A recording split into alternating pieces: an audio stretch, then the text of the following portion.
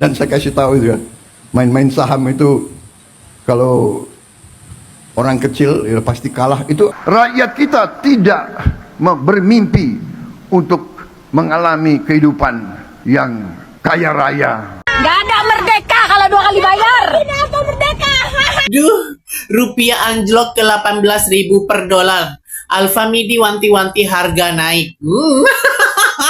Akhir-akhir ini ramai pemberitahuan serbuan warga Malaysia yang datang ke Indonesia. Mereka datang bukan cuma liburan, tapi ngeborong barang kayak ada event cuci gudang. Oh, berarti kamu orang kaya ya, karena Indonesia kan sekarang kursnya lagi lemah banget, tapi kamu masih bisa afford liburan ke Malaysia. Lalu saya meminta kepada para malaikat untuk ikut membantu dan menyelesaikan masalah hutang Indonesia yang sudah terlalu banyak dan mengkhawatirkan. Lalu saya bicara, wahai para malaikat, hutang negara saya sudah mencapai 10.000 dolar. Statement dari mana? Akhirnya rupiah bersinar di Asia. Won, ringgit jatuh, katanya para sahabat. Statement dari mana? Bahwasanya sekarang 1 dolar sudah menjejak 18.000. 1 ringgit sudah menjejak 4.500.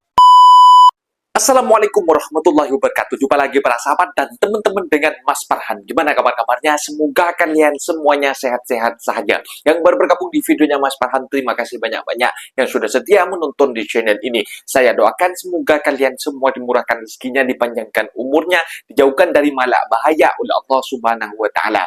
Amin amin ya rabbal alamin. Oke, para sahabat dan teman-teman, di video kali ini Mas Farhan akan nge-reaction beberapa video yang sudah di-tag di TikTok Mas Farhan tentang sebuah video yang menyatakan akhirnya rupiah bersinar di Asia, won ringgit jatuh, katanya para sahabat. Statement daripada mana bahwasanya ringgit Malaysia jatuh? Kalau rupiah jatuh, itu memang adanya dengan reality dekat lapangan. Memang korupsi yang merajalela dekat di Indonesia, makan gizi gratis. Ini sudah ada yang ditangkap para sahabat. Kepala BKN bergizi, badan bergizi, macam itu para sahabat, sudah ditangkap. Bahkan banyak yang menyatakan, kenapa hanya mata uang Indonesia, rupiah sahaja yang melemah, terus melemah sampai 1 dolar menjejak 18.000 para sahabat. Kenapa di mata dunia negara Asia ini hanya rupiah yang semakin teruk setiap hari, setiap bulan, setiap tahun semakin teruk dari tahun 2025 penurunannya para sahabat sampai 2026. Dan ini kenapa dekat jiran Malaysia, Singapura dan juga Brunei Darussalam, Thailand, Vietnam ini makin makin melejit sahaja untuk menjadi negara maju. Kenapa Indonesia? Korupsi di Indonesia semakin merajalela para sahabat. Dan para sahabat penasaran seperti apa videonya? Kita tonton fakta yang sebenarnya bahwa ringgit memang kukuh, rupiah memang jatuh. Kita tonton sama-sama. Apa-apa benda boleh komen dekat bawah. Tetapi jangan lupa bantu sokong channel ini dengan like, comment, share, dan subscribe-nya. Kita tonton sama-sama. Let's go. Dan saya kasih tahu juga, main-main saham itu kalau orang kecil ya pasti kalah. Itu untuk orang kecil itu biasanya sama dengan judi itu. Yang menang yang bandar, yang besar, yang kuat, ya kan? Rakyat kita tidak bermimpi untuk mengalami kehidupan yang kaya raya, tapi mereka bermimpi untuk bisa hidup. Makanya tadi malam saya jam 2 Bapak Gubernur prihatin khusus dengan hutang negara saya berdialog dengan seluruh yang makin malaikat, membengkak. membahas masalah negeri ini. Mau nggak mau, Gufron harus turun tangan menyelesaikan masalah bangsa ini. Dalam rapat itu saya diberi kesempatan bicara dulu, mengutarakan masalah yang saya hadapi. Lalu saya meminta kepada para malaikat untuk ikut membantu dan menyelesaikan masalah hutang Indonesia yang sudah terlalu banyak dan mengkhawatirkan. Lalu saya bicara, wahai para malaikat, hutang negara saya sudah mencapai 10.000 dolar Amerika. Saya minta bantuan Anda untuk ikut membayar hutang negara saya. Para malaikat pun menyanggupinya karena merasa rikuh sama mama Gufron. Mereka takut Gufron mengadu kepada Allah. Lalu para malaikat meminta nomor rekening saya. Nah, di situ kesalahan saya karena Gufron tidak punya nomor rekening bank. Akhirnya rapat ditunda. Yo, pendapat kamu ketika kepala bagian akhirnya diganti, ada pergantian, sudahkah menjawab masalah yang ada menurut kamu? Pemimpin yang buruk pasti akan memilih tim yang buruk. Ketika hari ini Pak Dadan Hindayani ditangkap oleh Kejaksaan Agung, sebenarnya bukan hanya wajah Pak Dadan yang tercoreng, tapi yang utama adalah wajah Presiden Prabowo Subianto. Ini membuktikan betapa bobroknya kepemimpinan nasional kita hari ini. Karena program prioritas yang paling jadi kebanggaannya Presiden saja, itu bisa hancur-hancuran seperti ini. Kalau dihitung-hitung berdasarkan Kejaksaan Agung, Kan gizi setiap gratis. hari miliaran yang dikorupsi oleh 3 maling ini. Berarti totalnya kalau hampir 2 tahun MBG berjalan, minimal 500 M mereka sudah dapat. Itu di level paling pucuk. Pak Prabowo sendiri yang menyampaikan bahwa ikan itu busuk mulai dari kepalanya. Kalau sudah hampir 2 tahun busuk kepala BGN, maka hampir bisa dipastikan bawahnya juga lebih busuk lagi. Tapi Presiden kan sebenarnya menindak orang lingkarannya. Bukankah Anda tidak melihat bahwa sikap Presiden sebenarnya fair? Pencopotan kepala BGN saat sebelum dia ditetapkan sebagai tersangka itu jadi ukuran bahwa politik punya faktor di dalam hukum kita. Harusnya kalau mau fair tidak usah dicopot duluan, biarkan dia ditangkap oleh Kejaksaan Agung, biarkan ditetapkan sebagai tersangka lalu dicopot dia sebagai kepala BGN. Akhir-akhir ini ramai pemberitahuan serbuan warga Malaysia yang datang ke Indonesia. Mereka datang bukan cuma liburan, tapi ngeborong barang kayak ada event cuci gudang. Membanjirnya pelancong asing yang memborong komoditas lokal bukanlah indikator bahwa ekonomi kita sedang tumbuh pesat. Itu adalah indikator nyata bahwa daya beli mata uang kita sedang melemah drastis di hadapan mata uang asing. Warga RI jangan iri, ringgit Malaysia kini jadi mata uang terkuat di Asia. Bayangin, mereka cuma bawa 2.000 ringgit Malaysia, di Indonesia langsung pegang 9 juta tunai. Ini menjadi tamparan keras buat kita. Masa kita cuma bisa bangga jadi target wisata murah negara tetangga? Menurut kalian, fenomena ini sebenarnya menguntungkan ekonomi kita atau justru malah merendahkan nilai tukar rupiah di mata dunia? Udah di tahap ngalamin sendiri di roasting Pak Cik Grab Malaysia. Karena tadi gue bawa teman Indonesia yang lagi liburan ke KL. Di situ kita ngobrol sama Pak Ciknya gitu kan. And then dia bilang gini, out of nowhere, oh berarti kamu orang kaya ya, karena Indonesia kan sekarang kursnya lagi lemah banget, tapi kamu masih bisa afford liburan ke Malaysia. Terus gue sama temen gue di situ kayak terdiam dan kita nggak tahu mau jawab apa, kayak oh iya memang currency kita tengah teruk. Jadi benar-benar udah di tahap di roasting orang Malaysia, kita cuma bisa terdiam. Rupiah anjlok. Duh, rupiah anjlok ke 18.000 per dolar. Alfamidi wanti-wanti harga naik.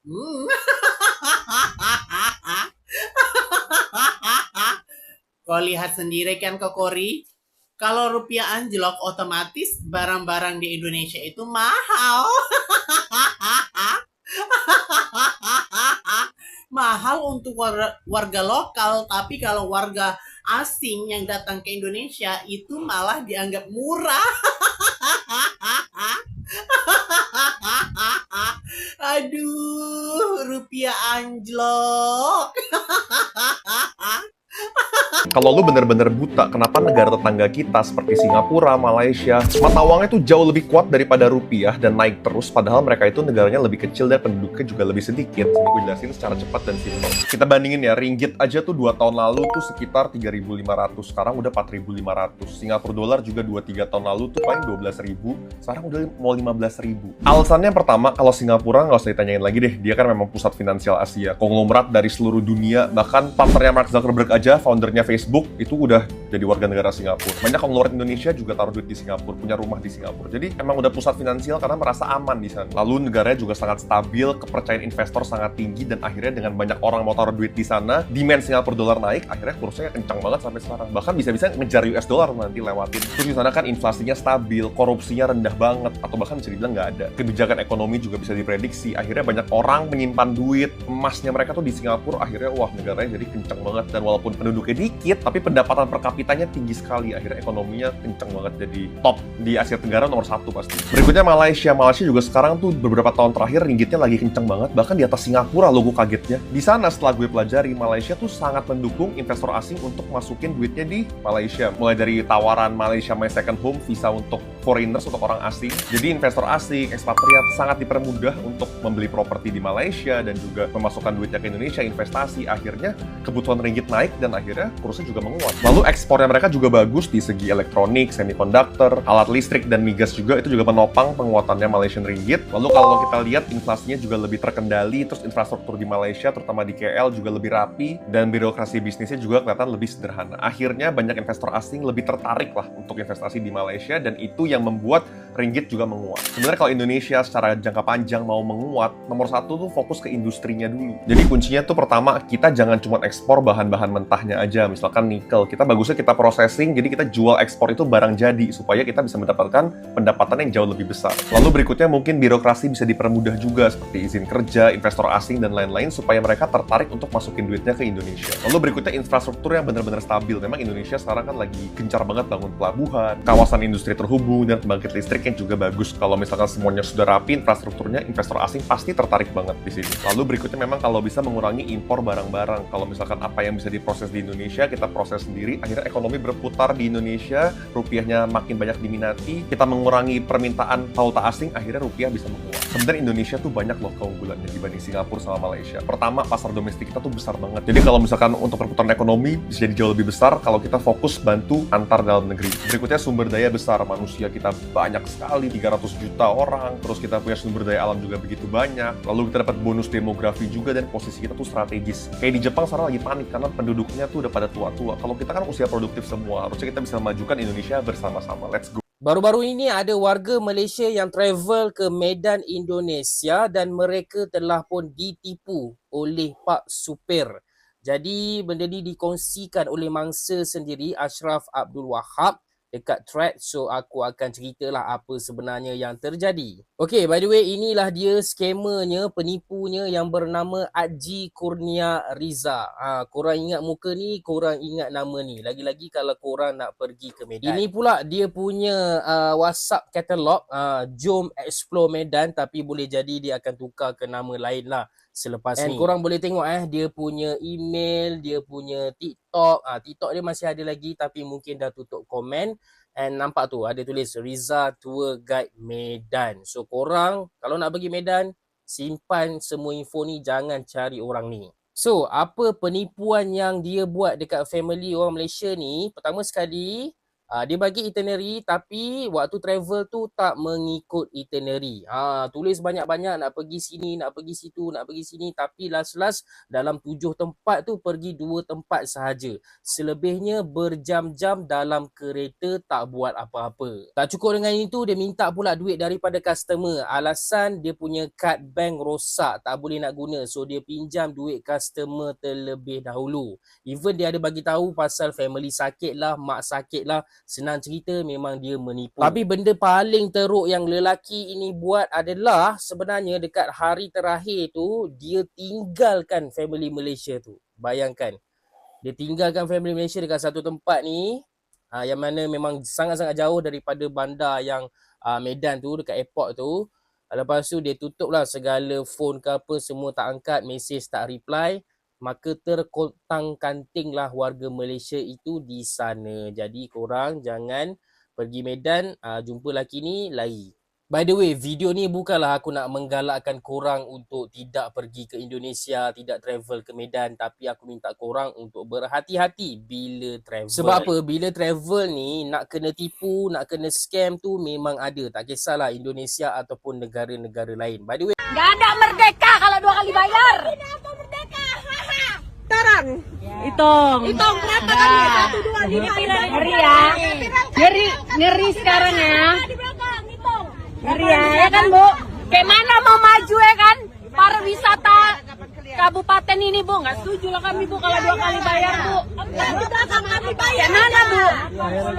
Jadi yang punya penginapan di dalam kayak mana kami yang nginap kan Bu? Besok lah itu. Nggak, masalahnya jangan disuruh-suruh balik. Kita di sini mau, kami di sini Bu. Kami di sini Bu. Baliknya. Enggak, minta uangnya balik karena dia tidak resmi itu aja. Masalah resmi itu bukan urusan kami Bu. Kami di sini juga mau wisata Bu. Tolong minta uang kalian. Kayak mana ceritanya? Uang kami mintanya kayak mana Bu? Ya, Uang kami ke sana minta ya. Jadi ya, mantap gini ya. Viralkan. viralkan lah. Nggak ada merdeka kalau 2 kali bayar. Memang ada aja. Jadi susah orang mau wisata pun susah. Padahal kita tadi ada bayar, barcode-nya ada ya kan. Ini udah diminta duitnya, nggak ada dikasih karcis, nggak ada dikasih barcode. Nah kami bayar pertama di depan tuh bayar barcode, jadi yang kedua baru kami kasih lah 100.000. Nggak ngerti juga kayak mana ya kan. Dia bilang katanya suruh minta balik uang yang di depan. Gila apa, orang mau wisata aja pun payah. Orang mau mandi air panas pun kayak gini, suntuk juga lah. Nah, itu dia para sahabat dan teman-teman video yang sudah kita simak. Bahwasannya ekonomi dekat Indonesia memang tengah hancur-hancurnya. Sampai Bapak Prabowo mengatakan jangan main saham, hanya bandar-bandarnya yang menjadi kaya. Ini main saham itu ada dividennya Pak. Ini mungkin Bapak Prabowo gak main saham ke? Ini yang anak-anak muda sekarang itu yang bisa dikatakan main saham itu kalau pandai mereka itu boleh mendapatkan untung macam itu para sahabat. Bursa saham inilah generasi muda macam itu. Dan juga Mama Gufron para sahabat. Mama Gufron sekarang katanya sudah menelpon kepada malaikat, berdiskusi, sudah rapat katanya untuk mengadu utang Indonesia sudah tembus 10.000 triliun. Pokoknya mereka minta bantuan kepada malaikat. Lawak lah Mama Gufron ini. Dan katanya, ya, malaikat katanya akan membantu, tetapi Mama Gufron tak punya rekening. Akhirnya, rapatnya katanya ditunda, katanya para sahabat. Oke, para sahabat, ada pesan-pesan yang paling aku ingatkan ketika currency mata uang ringgit Malaysia semakin kukuh, para sahabat. Banyak orang Malaysia ini datang ke Indonesia memborong, membelah beli ke Indonesia. Jadi hati-hati, ada kasus yang terjadi dekat Medan, penipuan yang katanya ada suatu travel express yang ada dekat Medan itu yang mereka mengatakan itinerary untuk pergi ke sana, ke sini, ke situ, ke sana. Banyak tujuan tempat, katanya hanya 2 tempat saja yang mereka hantarkan. Dan juga mereka menipu dengan meminta uang dan alasan bank mereka rusak lah macam itu. Dengan alasan anak sakit lah macam itu. Meminta belas kasih lah macam itu para sahabat. Ini sebenarnya apa ya para sahabat? Kasihan juga lah orang Malaysia dimanfaatin macam itu. Jadi sebenarnya tak semua yang ada dekat Medan pun semacam itu. Jadi kena hati-hati untuk orang Malaysia. Kemarin ada kes dengan Pagi Suri dan sekarang ada kes dekat Indonesia dengan dengan travel yang ditipu. Kasihan juga lah orang Malaysia ini. Jadi hati-hati buat orang Malaysia macam itu. Ketika bertravel, ketika menikmati currency mata uang ringgit Malaysia semakin tinggi dan currency mata uang Rupiah semakin melemah macam itu. Jadi hati-hatilah, tak mana kira negara Thailand ke ataupun Indonesia ke ataupun Singapura itu banyak terdapat kena hati-hati macam itu. Dan juga para sahabat ada video tentang apa ya para sahabat, tentang ringgit ini yang mengatakan Malaysia dan mata won Taiwan katanya ini menurun dan rupiah menyala katanya para sahabat. Kita sudah tunjukkan fakta sekarang $1 sudah menjejak 18.126 rupiah para sahabat. Kalau tembus 20.000 matilah Indonesia ini. Ini penyebabnya juga banyak korupsi dekat Indonesia para sahabat. Korupsinya dari minister dan para pejabat-pejabat dekat Indonesia ini makan gizi gratis yang merupakan unggulan Bapak Prabowo. Makan siang gratis ini sudah dicopot kepala BKN-nya para sahabat. Jadi banyaklah memperbaiki pondasi yang ada dekat Indonesia ini. Jangan suka memfitnah negara jiran Malaysia. Mungkin videonya sampai di sini para sahabat, dan teman-teman apabila ada kata benda yang silap, Mas Farhan minta maaf sebesar-besarnya, mohon dibenarkan di kolom komentar. Assalamualaikum warahmatullahi wabarakatuh.